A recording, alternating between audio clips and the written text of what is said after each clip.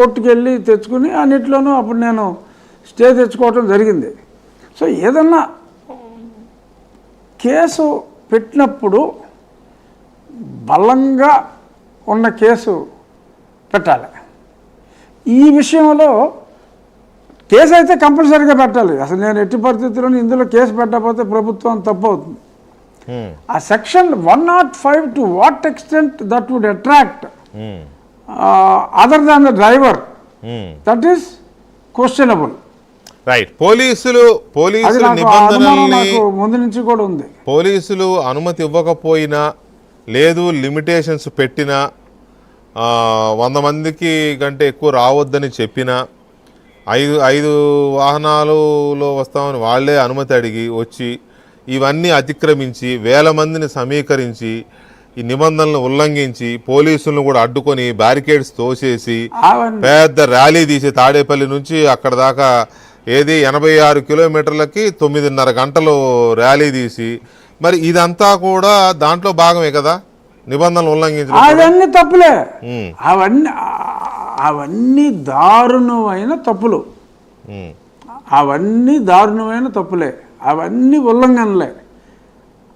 ఆ ఉల్లంఘనల కింద పెట్టాలి మనం కేసులో. మనం కాదు, మీరు.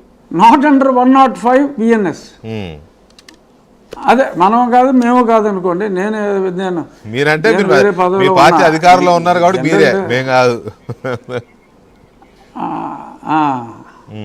అదే మీరు కాదు, నేను కాదు, ఆ రకంగా. కానీ మనం ఏంటంటే we're only discussing on one aspect అంతే. ఓకే. డెఫినెట్గా పర్మిషన్, అనుమతి లేకుండా అలాగా సభలో నిర్వహించడం అనేది నేరం. అది ఎంత నేరమో డెఫినెట్గా అప్పటి ముఖ్యమంత్రి జగన్మోహన్ రెడ్డి గారికి తెలియని విషయం కాదు.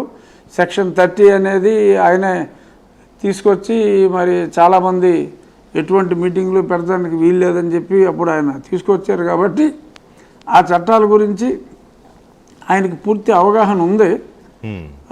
ఆ రకంగా అలా రావటం, మరి 6 కార్లకి పర్మిషన్ ఇస్తే మరి 100 కారుల్లో మరి అంతమంది రావటం. సరే, ఆయన చెప్పింది ఏంటంటే ఏదో పేపర్లోనే చూసా, ఆ మాత్రం ఊహించుకోలేరా, ఇంత ప్రజాదరణ ఉన్న నాయకుడు వస్తే ఆ మాత్రం ఊహించుకోలేరా అంటే ఎలా? మీకు ఎంతమంది అనుమతి ఇచ్చారో అంతమందిని రాకుండా చూసుకోవాల్సిన బాధ్యత